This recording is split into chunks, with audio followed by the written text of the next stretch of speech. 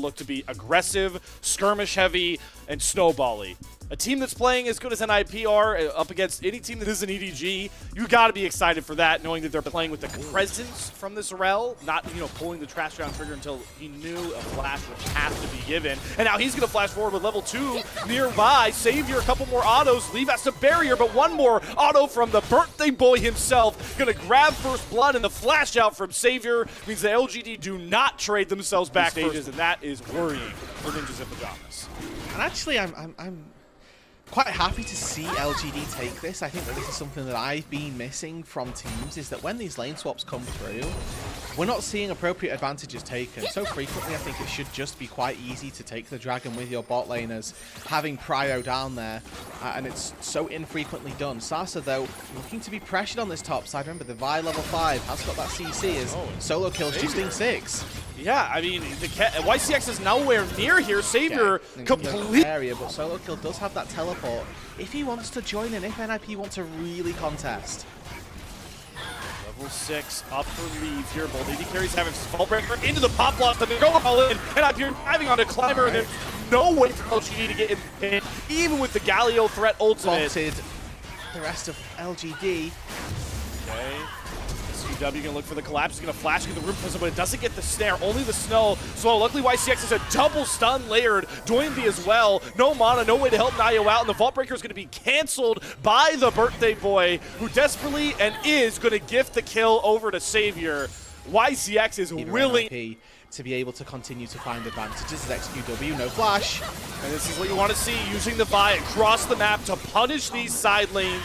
And how great is that they're able to get the kill on the solo kill. And now well, it's the Gwen, and actually solo kill now finds his second kill. He's going to get solo first brick on the top side.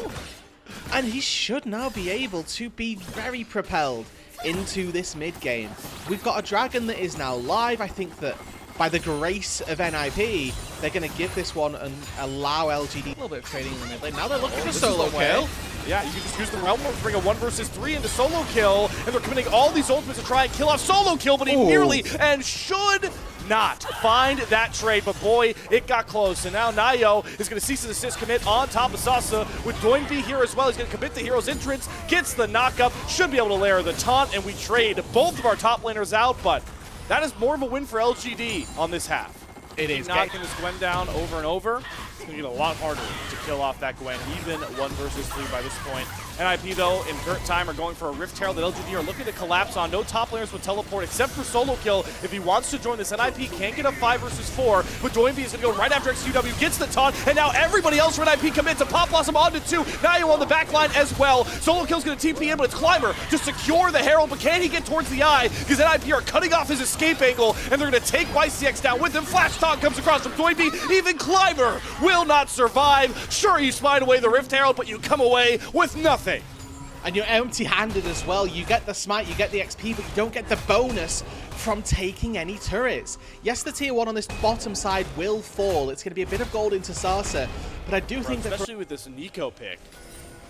With Lucian in here and the Rise pretty far behind the ball, still needing time with the Roa and the Seraphs, these ults, the Vi ult, the Nico ult, the Galio ults, they all can really layer a low-range CC composition from LGD that right now is going to try and take up this Dragon. They do get over to Ocean Soul Point. Coling's going to come down on the lead, but there's the Galio coming through with the knockup to stop Sasa mid-dash. Nayo's going to go down alongside Niket, though, so it has to be solo kill with this needlework, getting rid of these low health bars. Leave can't get close enough, and they're going to Realm Warp about 10 feet forward, but it's enough to get LGD all on the same page and allow for Savior to push out the damage. Flashes, executes onto solo kill, and now it's just Doinby and Lee with no way out and no way to trade any of those blinking health bars. Completely against the run of play. It's 3 kills for LGD and the Dragon.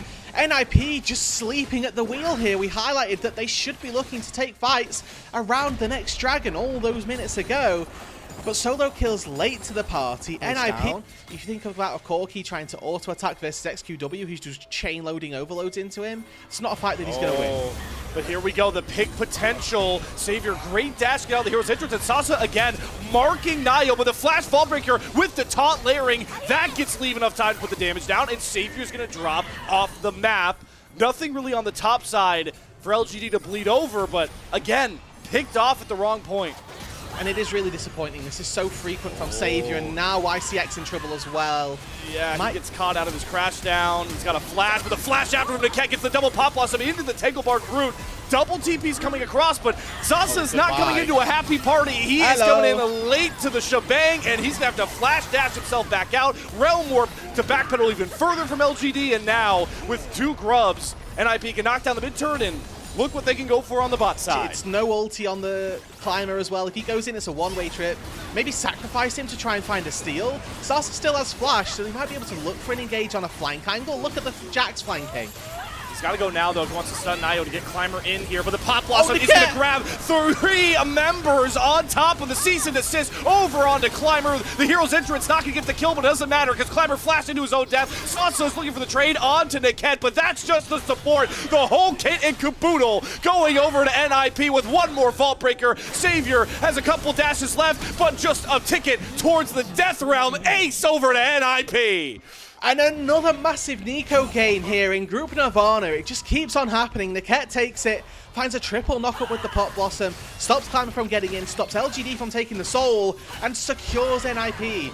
Purchasing this game, secures them the Atakan as well, after another Goliath fight. We talked about it, this bottom lane was brewing for a big swing in this game. Boy, if NIP knocked it out of the park here. You called it out, the Atakan, they stopped that win con for the next 5 minutes and it's posted the spellbook. But we're waiting to see what those side lanes can do for LGD. Now, XQW can't actually play on sides. It's a double engage on the 2 opposite sides. It's Climber that's get jumped. It's the pop blossom from Niket to hold the rest of LGD at bay. But NIP don't want to take a fight on 2 fronts. They've now used all their engage. Lee's going to have to dash out. Here. Cyclone goes down. They're going all in for Nio, but solo kill. Look at him on the top side of this fight, holding 3 members of LGD at bay, and he's just going to take one down with him. Solo kill diff for Ninjas in Pyjamas in game 1.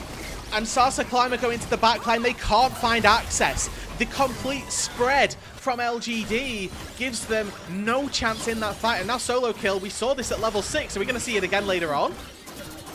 Doesn't have the needle work, but Savior is playing a dangerous game. Nonetheless, it's just a distraction from solo kill. It's going to be Baron onto all 5 members of NIP as they are going at. As we see with that Baron buff in tow, the side lane priorities of LGD completely minimized. No real chance for them to get any access to these turrets to try and take anything down. And we highlighted him in the pre-show for a reason, that solo kill 4.2 thousand gold up over his counterpart. Looking on these side lanes, solo able to take these tier 2s. You can see Climber lurking in the wings, attempting to see if there's a timer to engage, but ultimately LGD had to sacrifice that tier 2 and maybe the blue ward doesn't spot it. They gotta go now if they want to, but leave dash and flash. Perfect, and now they teleport with the Realm Warp XQW! What? You can't commit to that Realm Warp once everybody gets out, and now it's just a disaster. NIP smell blood in the water, and they're gonna hunt for it. Diving after Savior. Solo kill, doesn't care about turrets. He just cares about snipping away at his scissors on any LGD member that gets too close for comfort. Sasa stasis, not gonna matter. Solo kill is gonna grab himself another kill for NIP, and they're just gonna wrap this game up with a neat little bow at about 29 minutes. The LGD handshake once again as XQW throws his life and throws game 1 as it's NIP secure themselves the win here. Start off this series as they mean to continue. Game number 1 to the Ninjas. In classic Nirvana